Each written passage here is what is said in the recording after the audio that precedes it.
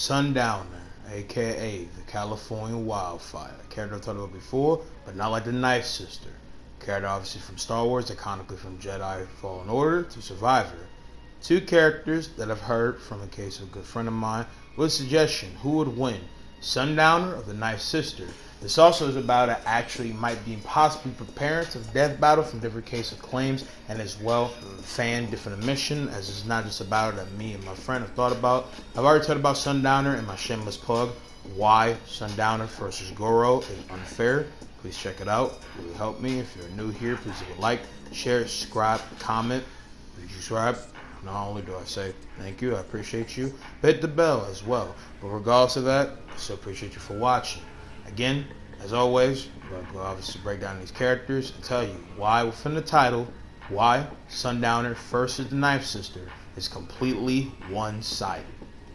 California Wildfire is an understatement. Sundowner, hailing from obviously California, went into different war efforts and war fronts, and after seeing what he saw in war, he saw that he had nothing but inner peace in the mix of conflict and bloodshed that would spill out from the great wars that would culminate from the possibility of being a warmonger.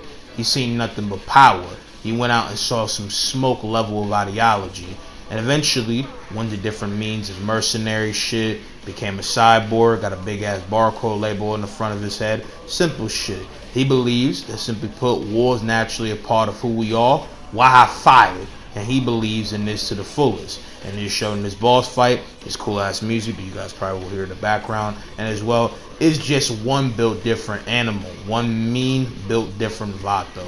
Sundowner himself is a man that obviously somewhat scales to Raiden like every other boss of a Metal Gear Rising Revengeance, and as well mixed bag as well, all members of the Winds of Destruction. He, I would say reasonably, is argued to be the second to third weakest of them, as I would say that Sundowner mixes well with the other bosses. You could consider all being in order the strongest they could be. So I would see Kamazine as being the weakest, Mistral being the second weakest, and Sundowner being the third, and Monsoon would be over because of all his hacks and wacky versatility, and easily Jetstream Sam because of him being the only one out of all of them, possibly, if you think Senator Armstrong tested everybody the same, to do what this man Jetstream Sam did, and as well be the only real guy in all of the entire group to actually be a threat to Senator Armstrong if he wanted to. With that being said, if you consider Blade Wolf in the mix of that, I believe that Sundowner reasonably should be over him, and obviously Blade Wolf should be over Metal Gear 4 post Raiden as well, reasonably scaling to Raiden to some degree, fought Jetstream Sam, and as well, just the fact of the matter is that Sundowner is considered to be a ridiculously formidable and dangerous threat, a warmonger with no compassion. He has HF blade machetes. He's very cutthroat with them. He's very fast, vicious, ruthless, has no compassion in his eyes when he gets to killing. He raves in the bloodshed. He is one crazed animal, wicked, brutal, unforgiving when it comes down to laying devastation to the opposition. This man is the definition of what it means to be a school shooter on crack. He don't care about nothing or anybody, nothing but the devastation of whoever gets in his wake. With that being said, his other hacks and capabilities is kind of mixed from his suit or just his, augmentation. He's very fast, has considerably some form of a healing factor. You consider the mixed nanomachines, nanopaste in him as well. He has different blockade, different counters and shields that allow him to cause explosions as someone hits them. It only has tight precision weak points, right?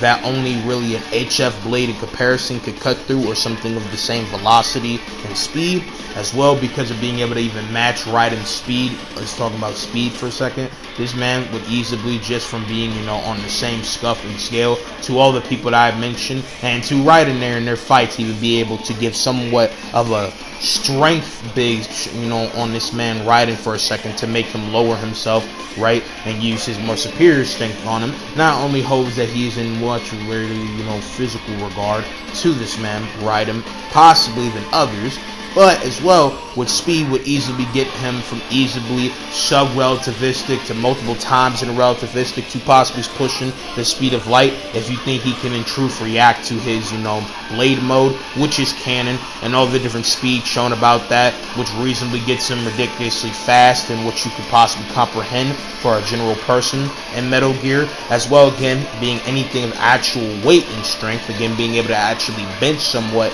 of riding strength and capability and even possibly hurt him and showcase the ability to do the abilities that he can do to ride it if you give him the chance, right?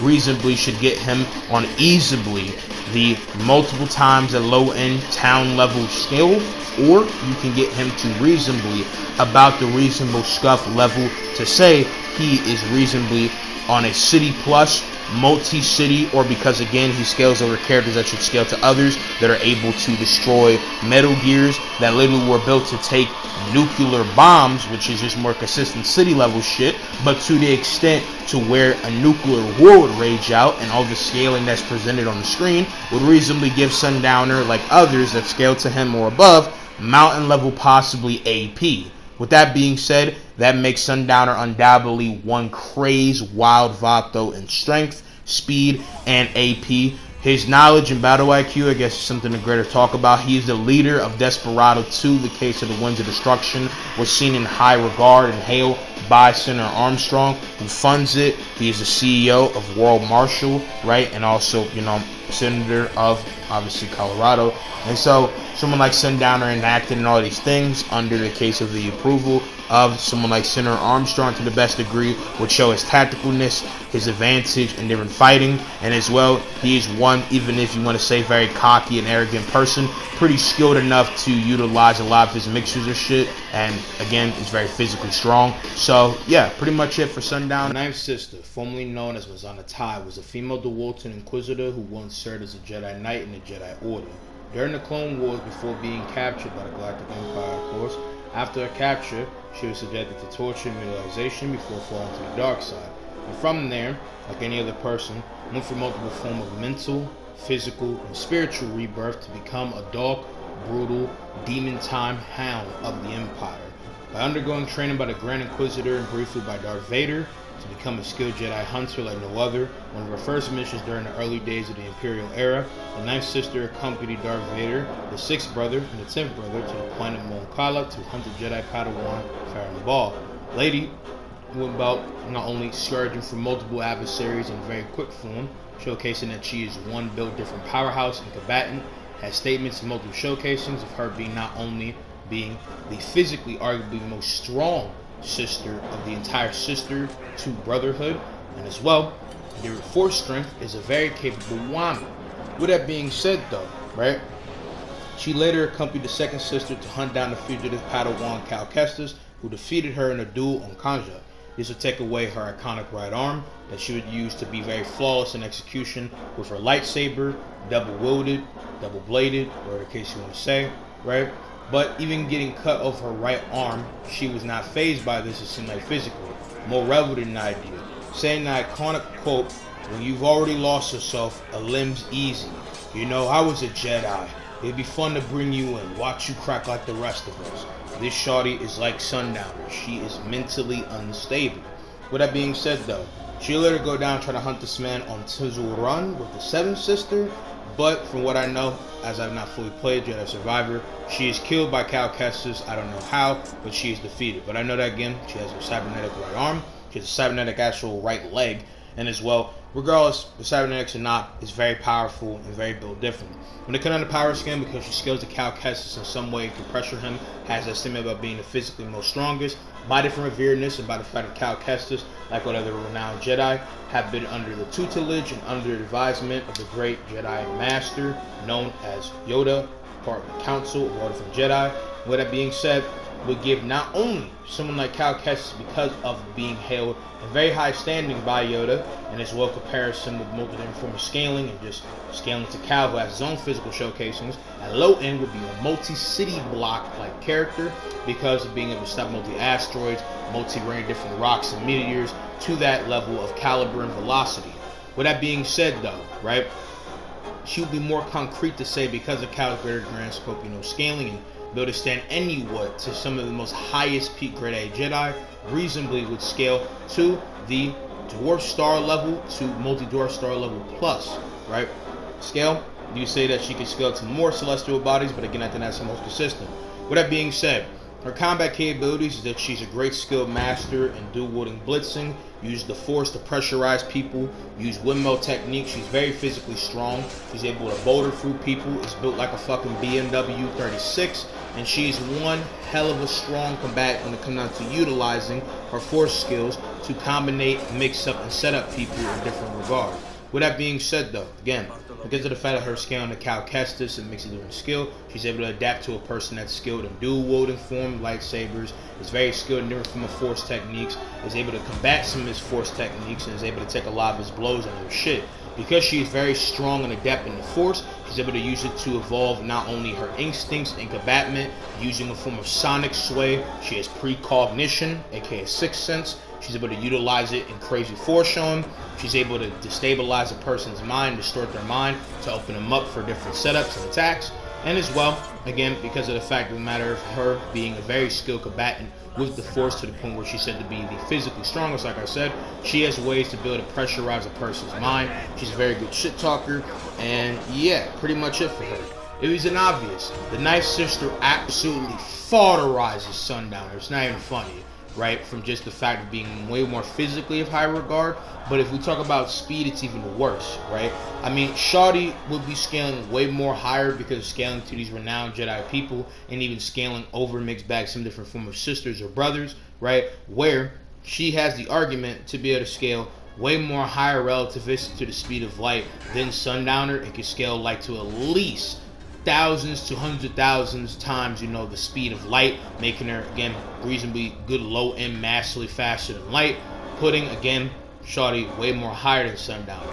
I don't even think if you equal the stats that it would even matter, as not only does she have way more better experience, she has better techniques, she utilizes stuff that Sundowner or any other general character in Metal Gear could not face, and as well, Shawty's just a very way more capable person, to where, again, it doesn't matter what you say for someone like her to be able to do or not, in comparison to Sundowner, like having, I guess, more superior defense, or if you want to really try to argue that because, again, there's equal stats, equal speed, that because Sundowner has HF blades, he would be able to pretty much saw through any form of technique that she has, when, again, she has a precognition movement that only really force users or people of greater instance of speed are really actually that cunning to actually be able to combat, because I would argue that there is no physical way for someone like Sundowner to combat her level of precognition, her fluidity, her mobility, her viciousness, her brutatiousness.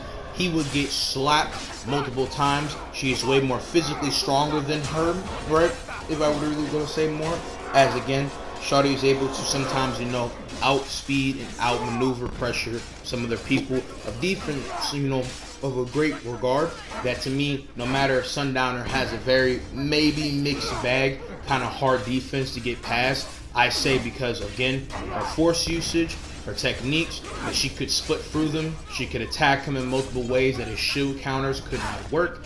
Again, she's physically stronger than him, I would reckon, as again, he's able to put the pressure on people who through force or even different physical might should be a lot more stronger than him. And this man, Sundowner, does get out-muscled by Raiden, so I don't even think him being able to stand to Raiden is really an argument.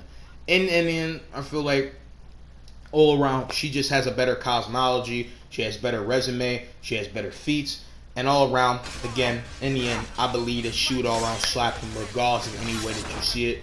So, yeah, in conclusion, someone like the Knife Sister is the winner. Let me know, you guys feel in the comments below. You know what I'm saying? Sorry, I had some of my throat. Pause. With that being said, though, I love y'all. I appreciate you guys for watching. Again, if you're new, leave a like, share, comment, subscribe, whatever the case may be. Let me guys know what you guys think in the comment section down below. Let me know more from reverse about what you guys want to see. And as always, I love y'all. I'm going to see you guys in the next one. Appreciate you for watching. Love y'all. I read that samurai follow a path of honor. It is one of the many differences between us. Then why have my men found their brothers stabbed in the back? Lord Sakai would never resort to such tactics. War brings out who we truly are. It has made you a dog, unleashed by your cousin Kublai to rape and pillage at his command. Can we talk about how like unbothered this nigga is? That shit does not faze him at all.